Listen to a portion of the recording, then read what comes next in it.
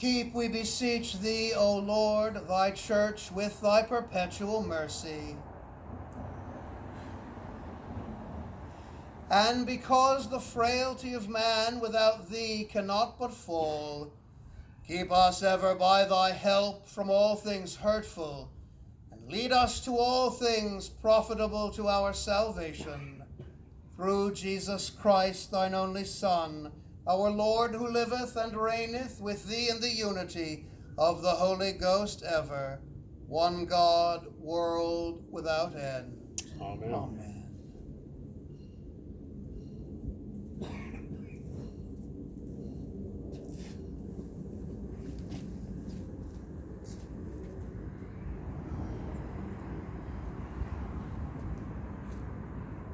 Epistle from St. Paul to the Galatians. You see how large a letter I have written unto you with mine own hand. As many as desire to make a fair show in the flesh, they constrain you to be circumcised, only lest they should suffer persecution for the cross of Christ. For neither they themselves who are circumcised keep the law, but desire to have you circumcised, that they may glory in your flesh. But God forbid that I should glory, save in the cross of our Lord Jesus Christ, by whom the world is crucified unto me, and I unto the world. For in Christ Jesus neither circumcision availeth anything, nor uncircumcision, but a new creature. And as many as walk according to this rule, peace be on them, and mercy, and upon the Israel of God. From henceforth let no man trouble me, for I bear in my body the marks of the Lord Jesus. Brethren, the grace of our Lord Jesus Christ be with your spirit. Amen. Here ends the epistle. Thanks be to God.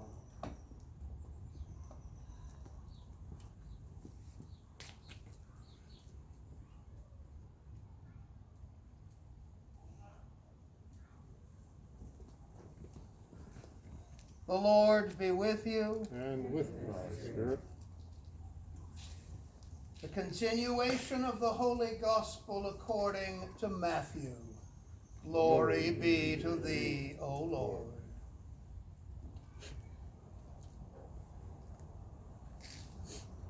At that time Jesus said unto his disciples, No man can serve two masters, for either he will hate the one and love the other, or else he will hold to the one and despise the other. He cannot serve God and mammon.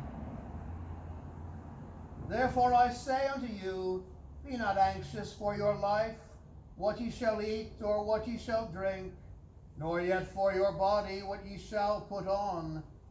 Is not the life more than the food, and the body than the raiment? Behold the birds of the heaven, they sow not, neither do they reap, nor gather into barns, and your heavenly Father feedeth them. Are not ye of much more value than they? Which of you, by being anxious, can add 1 cubit unto the measure of his life? Why are ye anxious concerning raiment? Consider the lilies of the field, how they grow. They toil not, neither do they spin. Yet I say unto you, that even Solomon in all his glory was not arrayed like one of these. But if God doth so clothe the grass of the field, which today is, and tomorrow is cast into the oven, shall he not much more clothe you, O ye of little faith? Be not therefore anxious, saying, What shall we eat, or what shall we drink, or wherewithal shall we be clothed? For after all these things do the Gentiles seek. For your heavenly Father knoweth that ye have need of these things. But seek ye first his kingdom and his righteousness, and all these things shall be added unto you. Be not therefore anxious for the morrow will be anxious for itself. Sufficient unto the day is the evil thereof. Praise be to thee, O Christ.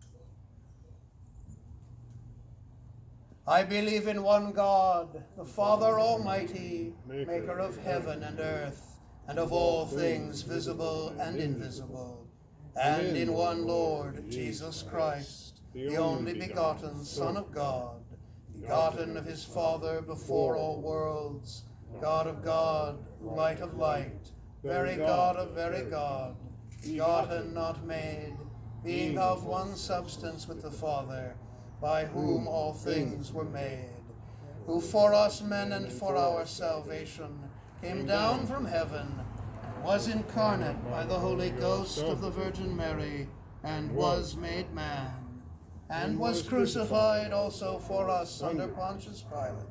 He suffered and was buried, and the third day he rose again, according to the Scriptures, and ascended into heaven, and sitteth on the right hand of the Father.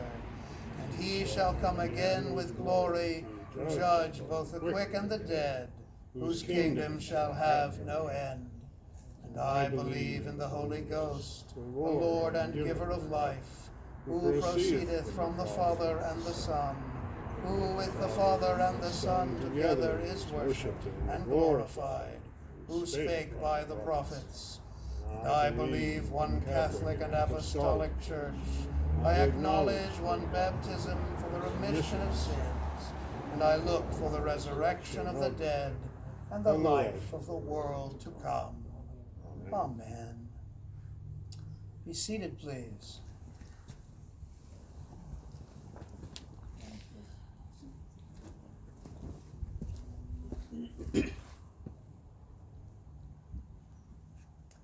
Good morning. Thank you all for coming out. We expected that Marine layer to be with us again. VJ and Kay are away today. Pray for everyone who's traveling on the roads, which is half of us today. Things are getting back to normal out there, it seems, and that's not good. A little more crowded of late.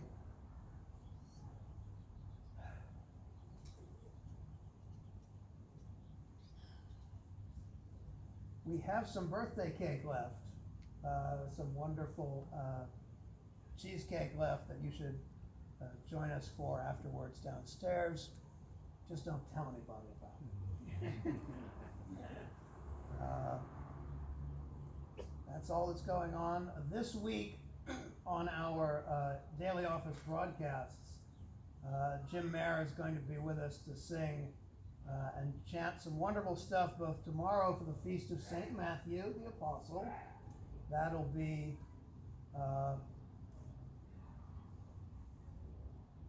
I can't remember if that's going to be a morning prayer or evening. I think it's an evening prayer. I think they're all an evening prayer, that's right. And then the very next day,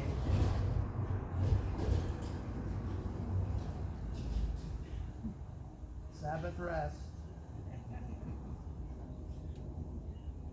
The very next day, which is not a particular feast day, but he's been working on transcribing these wonderful anthems of St. Hildegard of Bingen. He's going to sing two of them on Tuesday as anthems near the beginning and the end of the evening prayer daily office. Hello.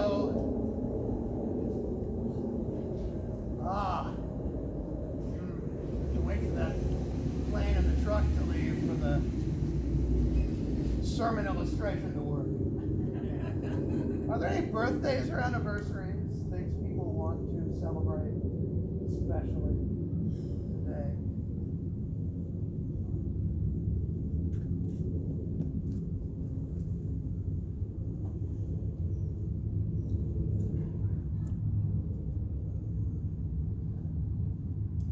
God forbid that I should glory, save in the cross of our Lord Jesus Christ, by whom the world is crucified unto me, and I unto the world.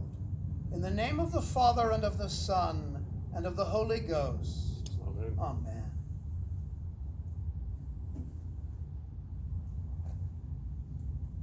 Listen very carefully right now.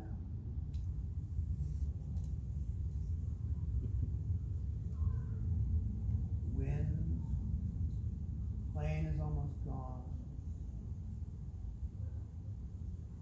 very carefully, you'll hear some birds. We have a lot of them around here because we have these wonderful trees, especially this magnificent one right in front of us. Some days when I've been here at lunch or dinner time, come out and eaten and just listened and observed, because this tree is its own little creation, its own miniature ecosystem. There are many different creatures that reside there, and the tree helps to provide for them. So when Jesus tells us your heavenly Father provides for them, for the birds of the air, how does he do it? He does it by the rest of the created order.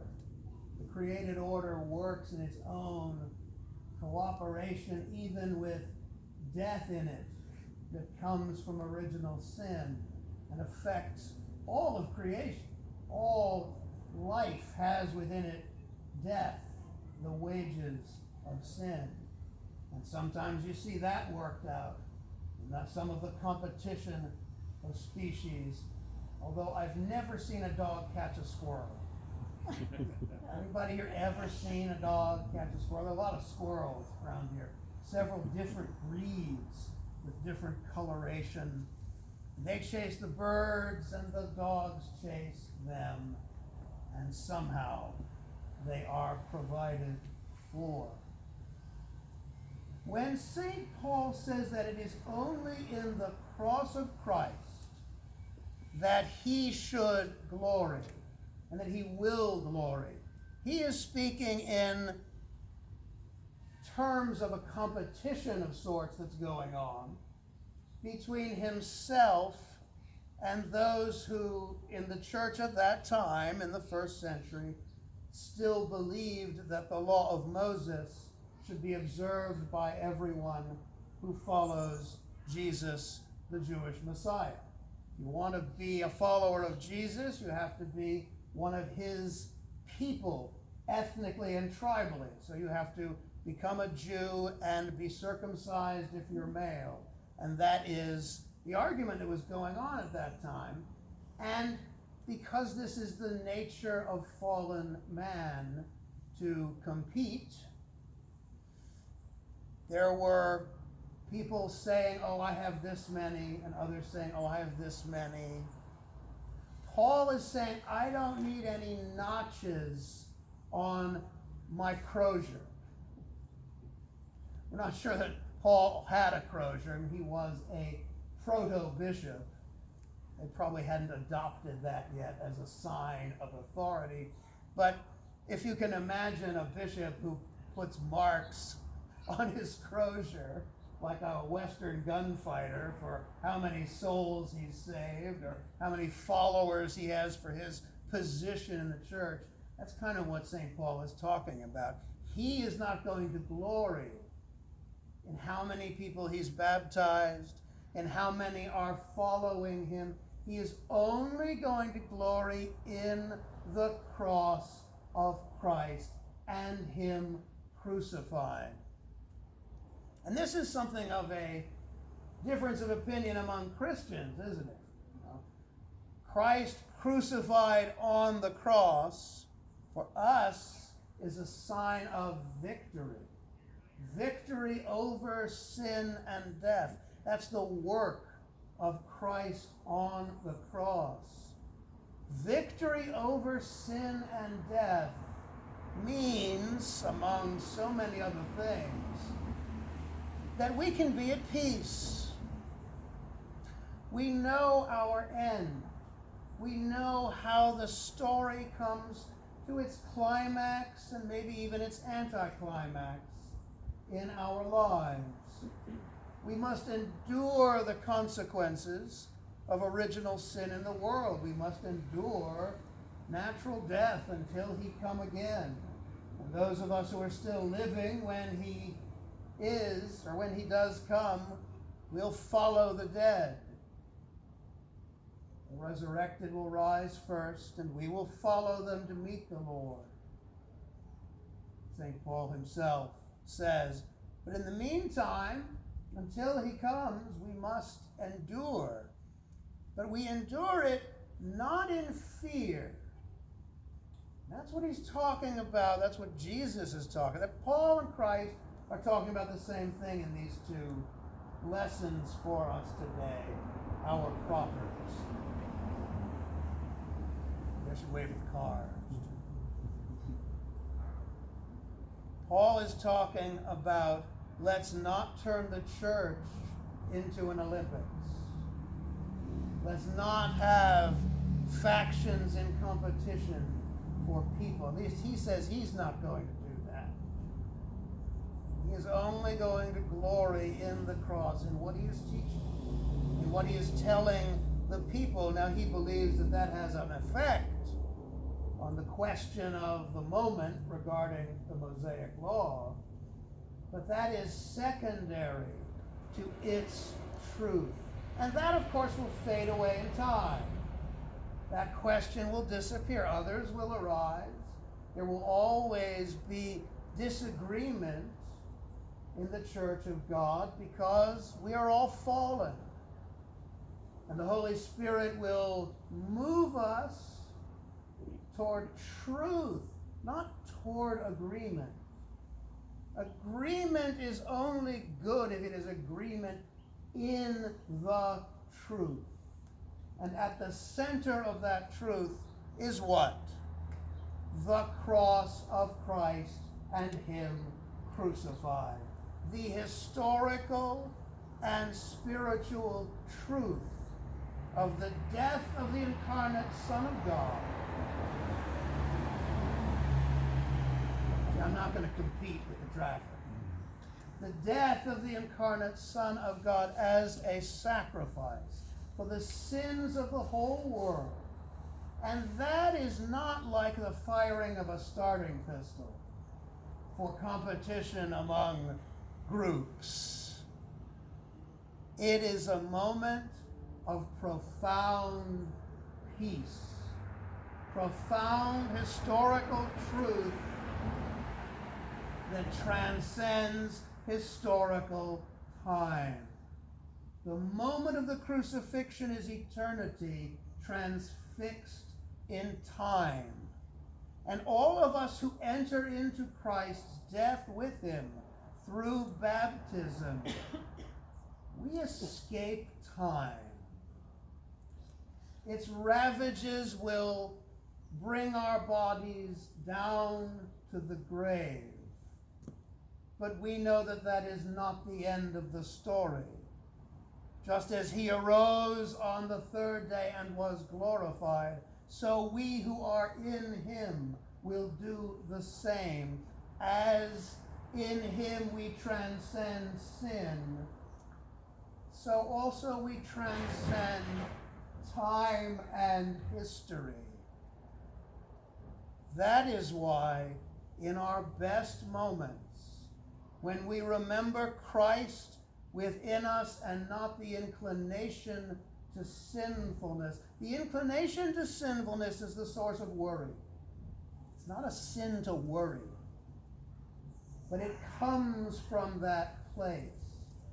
Because worry pulls us away from faith. Worry wants us to think about what we lack and what we don't have and pull us in that direction. Jesus is saying to us in this wonderful, near the climax, near the culmination of the Sermon on the Mount, he's saying, don't do that. Don't let it pull you away from the cross. Jesus doesn't say the cross, that's Paul's job. Paul comes after the crucifixion. Jesus said that it wouldn't make any sense to his listeners. They wonder what he was saying. His own disciples wondered what he was talking about when he started to talk about that later. But this is the Sermon on the Mount, more toward the beginning of his ministry. And he's telling everybody implicitly, I'm going to leave you, and I'm going to leave you with something that will put you at peace, that will put you at rest, that will enable worry to run off of you like water off a duck's back. Consider the lilies of the field. They sprout up, sometimes out of nothing. We had one at St. Stephen's that just suddenly came up out of the ground one year for no apparent connection, no cause that any of us could see, and we surrounded it and tried to love it as a sign of precisely this teaching, something so beautiful, and emerge out of the ground and surprise us with its beauty, the beauty of creation, and you are part of that beauty when you abide in him. Sin and death are the cause of worry. Christ crucified defeats sin and therefore death and therefore worry. Abide in him and you will be fed. You will be clothed. Indeed, we've been saying the wonderful prayer for rain during the daily offices because of all the fires. And it articulates this teaching in that prayer. It says, God has promised that all who follow his Son, that all who abide in him, will have everything necessary for their bodily sustenance. Not for their comfort, necessarily, but for our bodily sustenance. And every now and then, we have to take a moment and be still and know that he is God, and hear the birds of the air, and know that they are provided for, and that because we are, in some sense, worth far more than they, we too will be provided for. And what does it mean to know that, to hold that in one's heart? That is to glory in Christ crucified and all that he has defeated by his death. Sin, death, worry. To glory in all of that is to abide in him and know the peace of the lilies of the field and the birds of the air. Let us glory, my friends, in nothing else, nothing other than Christ crucified, not worldly wealth, not popularity, not celebrity or fame or even reputation going down through the ages. A lot of people worry about that, their historical reputation. God will take care of it all. He has already done so. He has already gained the victory. And we are here, in some sense, sometimes, to rest on the laurels of that victory. Let us glory in nothing else. In the name of the Father, and of the Son, and of the Holy Ghost. Amen.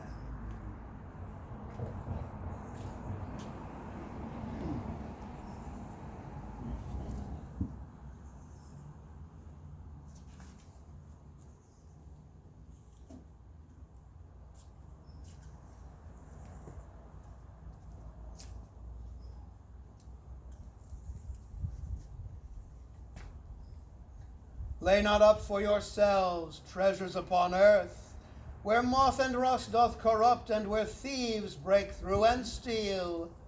But lay up for yourselves treasures in heaven, where neither moth nor rust doth corrupt, and where thieves do not break through nor steal. Remember the words of the Lord Jesus, how he said it is more blessed to give than to receive. Amen.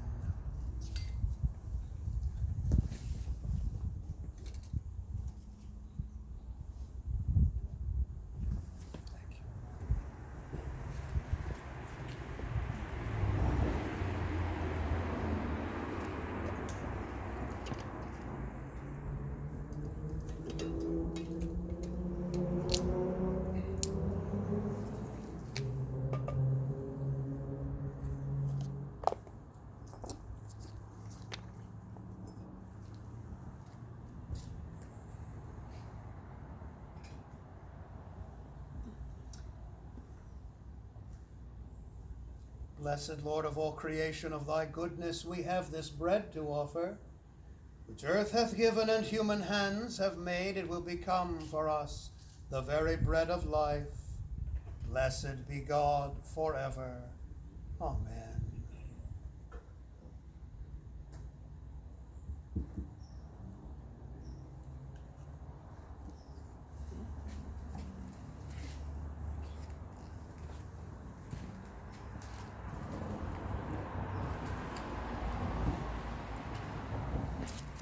Wine which shall become the blood of Christ, inebriate us by thy Holy Spirit, that all thy ministers may become as a flaming fire before thee, O Lord my God.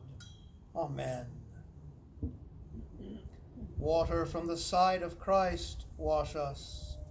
By the mixture of this water and wine may we be made partakers of his divinity, who did vouchsafe to share our humanity, even Jesus Christ our Lord.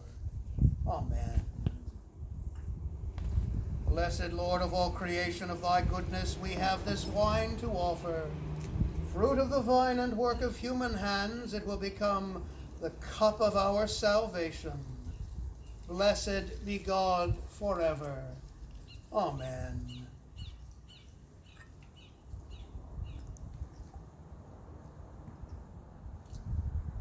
Come, O sanctifier, almighty everlasting God, and bless this sacrifice prepared for thy holy name. Amen.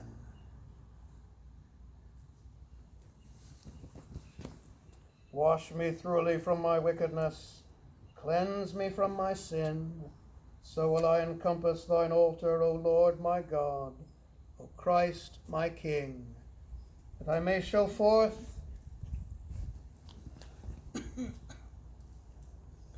thy wondrous works unto all men. Amen.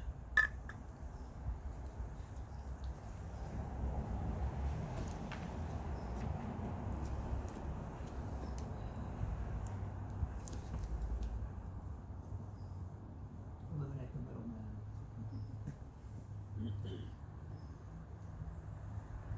All things come of thee, O Lord, of thine own have we given thee. Amen. Father, we thank thee.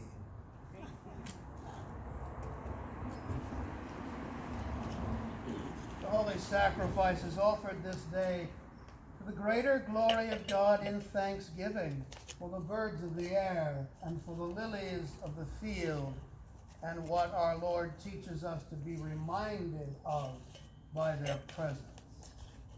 Let's pray for the natural world, for its health, and for all of our sister and brother creatures. Let us pray for the homeless and the hungry, the lonely and the lost, for those who have not known the love of Christ. Let us pray for an end to all the fires and for the protection of those living in those areas and those fighting the fires. Let us pray for an end to the pandemic. Let us pray for the health of ourselves, our fellow parishioners, all our neighbors and fellow countrymen. Let us pray for all this and for the whole state of Christ's church.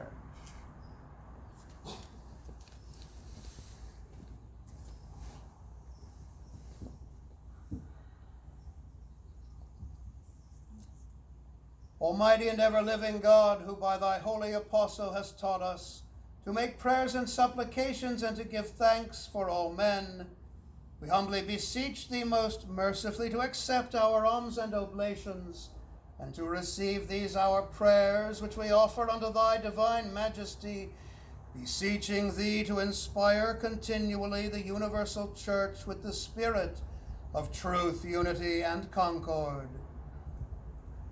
And grant that all those who do confess thy holy name may agree in the truth of thy holy word and live in unity and godly love. We beseech thee also so to direct and dispose the hearts of all Christian rulers, Donald our president, Gavin our governor, Libby our mayor, that they may truly and impartially administer justice to the punishment of wickedness and vice, and to the maintenance of thy true religion and virtue.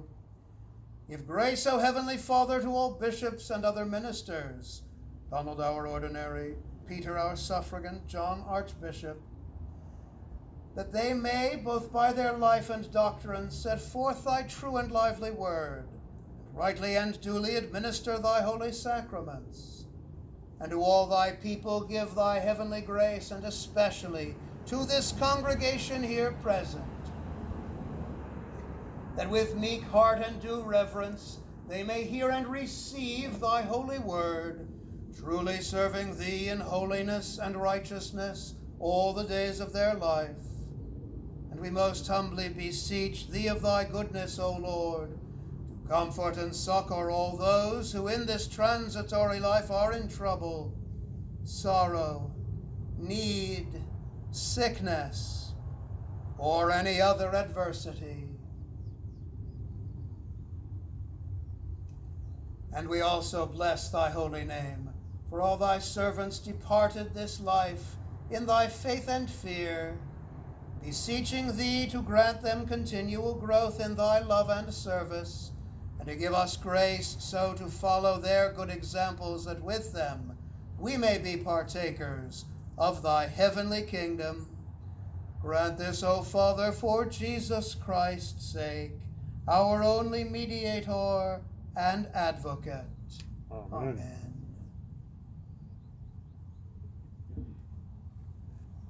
Ye who do